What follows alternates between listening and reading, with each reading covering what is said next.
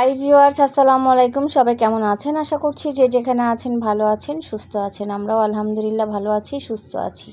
তো আবারও চলে আসলাম সবার সামনে। আজকে আবারও মাসের বাজার নিয়ে। এবার তো রমজান সামনে, রমজান এবং মাসিক বাজার সবটা নিয়ে আপনাদের সামনে আবারও চলে আসলাম। তো ভাবলাম শুরুতে আপনাদের সাথে একটু কথা বলে নিই। আর তখন আমি নাস্তা করছিলাম, অলমোস্ট 12টা, টাইমটা দেখাচ্ছিলাম যে 12টা 9 হয়ে গেছে। সকালের কাজ, নাস্তা, আপনাদের ভাইয়াকে খাইয়ে বিদায় করা, বাচ্চাদের খাওয়ানো সব শেষ করে ঘরে টুকটাক কাজ করে তারপর বসলাম আমি নাস্তা করতে। তো এর মাঝখানে একটা দুর্ঘটনা, হঠাৎ করে আমার বাসার কাছে খুবই বেশি অনেক আগুন লেগে গিয়েছিল। তো সেটাও আপনাদের সাথে একটু শেয়ার করলাম। প্রচণ্ড রকম এই আগুন নিভাতে কিন্তু অনেক সময় লেগে গিয়েছিল, প্রায় 5-6 ঘন্টা। ফায়ার সার্ভিসের অনেকগুলা ইউনিট আসার পর আগুনটা নিভেছে। আলহামদুলিল্লাহ কোনো ক্ষয়ক্ষতি হয়নি, কারণ ওটা নাকি হিমাগার ছিল। তো যাই হোক, ছেলে তো নামাজ পড়তে চলে গেল। এদিকে আমিও সব কাজ সেরে গুছিয়ে ঘর দোর মুছে এক চুলায় ভাত আর এক চুলায় সবজি বসিয়ে দিয়েছি।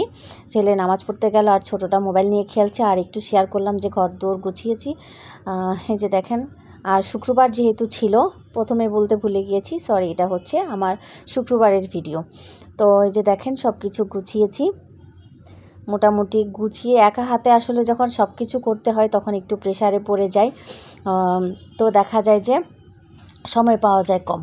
তো সব কিছু গুছিয়ে নামাজ পড়ে চলে আসলাম বাজারগুলো গুছাতে, কারণ এগুলো গুছিয়ে রাখতে হবে। এরপরে আবার আছে বাচ্চাদের খাওয়া দাওয়া। তো এগুলা গুছিয়ে বা ছেলে নামাজ পড়ে আসলে তারপরে খাওয়া দাওয়া হবে। তো আর রান্না শেয়ার করলাম না আজকে, খাওয়া দাওয়া শেয়ার করলাম না, শুধু বাজার। আর এবার মাসের বাজারে দোকানদার ভাইয়াটা আমাকে বলল যে আপা, সবসময় তো আপনি ডানু পুষ্টি খান, এবার নতুন একটা মিল্ক পাউডার এসেছে, ওটা একটু ট্রাই করেন। তো আমি আচ্ছা ঠিক আছে দেন। তো দিয়েছে, এটা হচ্ছে হ্যাপি কাউ নামে একটা মিল্ক। এটার সাথে দেখলাম একটা কন্টেনার ফ্রি দিয়েছে, খুব সুন্দর লাগলো আমার কাছে জিনিসটা। আর কন্টেনারটা সবচেয়ে বেশি ভালো লেগেছে, এটা দেখেন খুব সুন্দর। আসলে আমরা মিল্ক রাখার জন্য তো কন্টেনার খুঁজি, বাট ওগুলো এয়ারটাইট হয় না, বাট এটা অনেকটাই এয়ারটাইট। তো এই যে সব নামিয়ে ফেললাম। এখানে আমি আসলে রমজানে তেমন একটা ইফতার করি না, ইফতারটা আমি খুব কম করি। খুব সিম্পলভাবে হয় চিরা দই, বা দেখা যায় ভাত খেয়ে ফেলি একেবারে, এটাই হয়। বাট ছোলা বেগুনি পেঁয়াজ এগুলো আমার একদমই বলতে গেলে খাওয়া হয় না, খুব কম। কিন্তু আমার ছেলে খায়। আর গত বছর থেকে তো আমরা মা ছেলে একাই ইফতার করে, আপনাদের ভাইয়া অফিসে করে, ও করে না।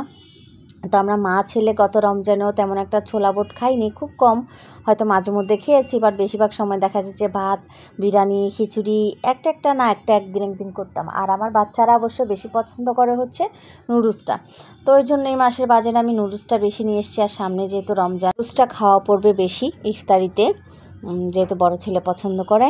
এই যে দেখেন সব কিছু নামিয়ে নিলাম, এখন সব কিছু জাস্ট গোছাবো, যেটা যেখানে রাখার সেখানে রাখবো। তো আজকের ভিডিওটা এতটুকুতেই শেষ করলাম, আর কথা বাড়ালাম না।